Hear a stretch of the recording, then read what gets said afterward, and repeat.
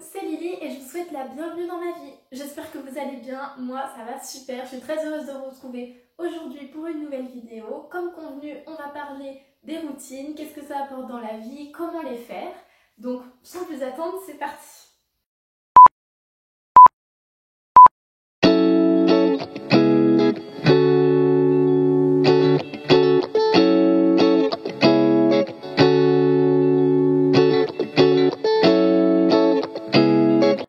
Donc, qu'est-ce que c'est qu'une routine? Une routine, c'est une suite d'actions réalisées dans une journée, dans une semaine. Bon, c'est vous qui choisissez la fréquence à laquelle vous souhaitez la réaliser. Ce sont des habitudes que vous adoptez et c'est justement ces habitudes qui vont importer dans votre vie. Est-ce que vous voulez que ces habitudes soient bénéfiques pour vous ou au contraire, est-ce que c'est des mauvaises habitudes qui vous gâchent la vie? On va commencer par la base. Pour avoir de bonnes habitudes, on va partir de loin. On va se fixer 3 nouveaux objectifs. Ça peut être quelques années, mais ça peut aussi être des objectifs sur quelques mois. Dans un mois, je veux faire ci, je veux faire ça. Pourquoi je vous conseille 3? Parce que faire trop d'objectifs en même temps, ça peut tout simplement vous éloigner de vos propres objectifs. Vous avez trop de choses à faire et c'est impossible de les accomplir. Et c'est pour ça que c'est encore mieux d'avoir des objectifs à des échelles différentes. Comme ça, au bout d'un mois, vous aurez fait votre premier objectif. Et au bout d'un an, vous aurez fait le deuxième. Ça vous laisse du temps, c'est vraiment super important. Donc moi, pour vos 3 objectifs, je vous conseille un pro. Donc pour vos études, pour votre métier, ça dépend à quel stade vous en êtes. Ça peut être une idée d'école supérieure, ça peut être augmenter un échelon dans la catégorie de votre métier, avoir une augmentation, avoir 15 de moyenne. Et donc 2 objectifs perso. Pour ces objectifs-là, moi je conseille un mental, un physique. Pour le mental, on va plus partir sur une nouvelle passion, une nouvelle activité, quelque chose que vous pouvez découvrir. Ça peut être un sport aussi, mais vraiment quelque chose dans lequel vous allez vous lancer, vous allez vous épanouir. Et pour le physique, ça peut être des choses simples ou plus complexes. Ça peut être je me mets à la salle, je me mets à un nouveau sport, je décide de faire une skincare complète, je décide de boire 1 litre d'eau par jour. Ça peut vraiment être des choses comme ça. Une fois que vous avez vos objectifs, on va les décomposer en étapes de plus en plus simples jusqu'à avoir de minuscules étapes qu'on peut intégrer dans notre quotidien, dans nos routines. Par exemple, moi je veux construire une maison. Bon bah je vais pas me dire hop, lundi 4 septembre, je vais construire une maison. Ça marche pas comme ça. Il faut trouver un endroit où construire ma maison. Il faut que j'appelle des gens qui vont construire ma maison. Il faut que je trouve l'argent pour construire ma maison, etc., etc. Et donc il va vraiment falloir faire des petites étapes. Et là, lundi 4 septembre, je vais pas me dire oh, je vais faire des recherches où je peux construire ma maison. Et puis le jour suivant, je vais regarder combien j'ai de côté sur mon compte, etc., etc. Vous ne pouvez pas tout faire d'un seul coup, c'est évident. Pour créer une routine, il n'y a que 3 étapes. 1. Listez les activités que vous avez besoin et envie de faire dans la journée. 2e étape, leur donner un temps réaliste à chacune. 3e étape, les caser dans votre journée. C'est tout. Mais pour intégrer ces habitudes, il va falloir revenir sur le travail qu'on a fait avant avec nos objectifs. Vous avez des habitudes que vous avez déjà dans votre journée. Prendre une douche, me maquiller, prendre mon petit déjeuner, etc., etc. Mais vous avez vos nouvelles habitudes. Boire un grand verre d'eau, si vous avez choisi de boire 1 litre d'eau, faire ma séance de sport, si vous avez choisi de vous remettre au sport, etc., etc. Mais pour laisser toutes ces nouvelles habitudes, il va falloir en enlever quelques-unes. On ne peut pas tout intégrer dans une journée, on est bien d'accord. Et donc il va falloir lister vos mauvaises habitudes et les enlever de votre vie. Attention, si vous sentez que c'est un petit peu trop cadré pour vous, que c'est pas trop votre truc, vous pouvez vous arrêter à l'étape 2, c'est-à-dire lister les activités, leur donner un temps, et selon votre journée, vous voyez si vous avez le temps de le faire maintenant, si ce sera plutôt la semaine prochaine. Ça c'est vraiment l'idéal quand vous avez un emploi du temps qui va changer chaque semaine ou chaque jour, que vous n'êtes pas capable de prévoir selon votre métier, selon votre école, si votre emploi du temps change tout le temps. Il faut vraiment voir les activités comme des blocs qu'on va essayer de caser dans la journée. Attention, le moment où vous le casez dans la journée importe énormément, c'est-à-dire que vous avez des moments où vous êtes plus productif et des moments où vous êtes moins productif. Et ça, c'est propre à chacun. Vous ne pouvez pas faire comme votre voisin.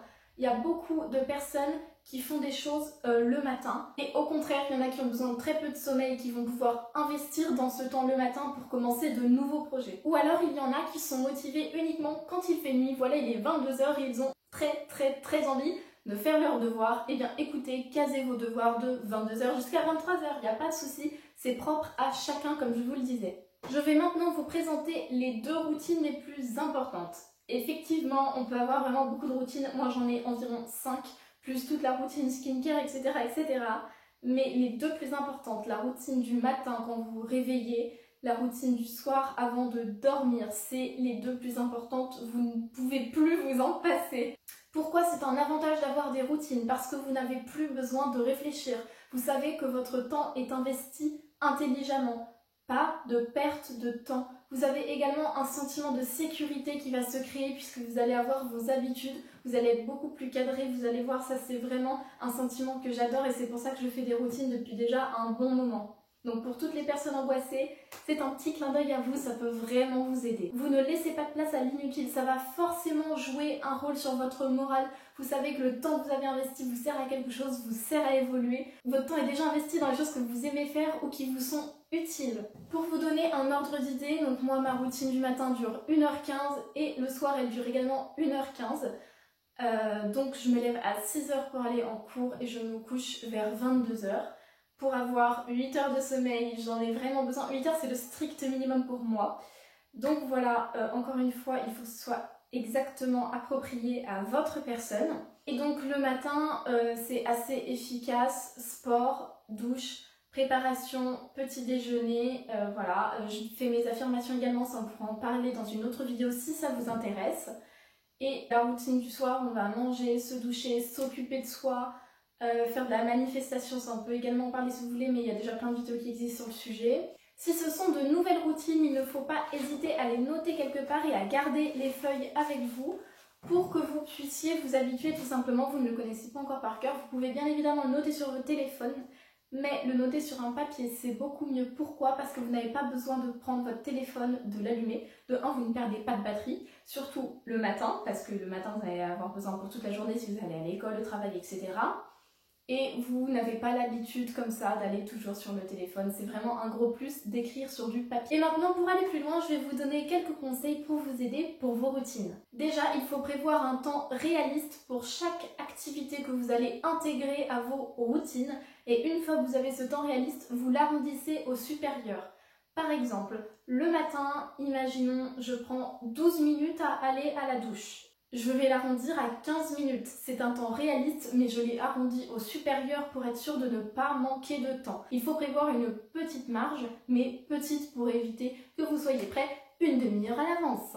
Si c'est vous qui conduisez perdu, ce conseil n'est pas pour vous, mais il ne faut pas négliger le temps dans les transports en commun. Personnellement, je n'ai pas beaucoup de temps, j'ai un quart d'heure le matin, un quart d'heure le soir, mais ça tous les jours de la semaine, donc ça me fait gagner 2h30, c'est énorme. Et d'ailleurs, je les investis dans YouTube.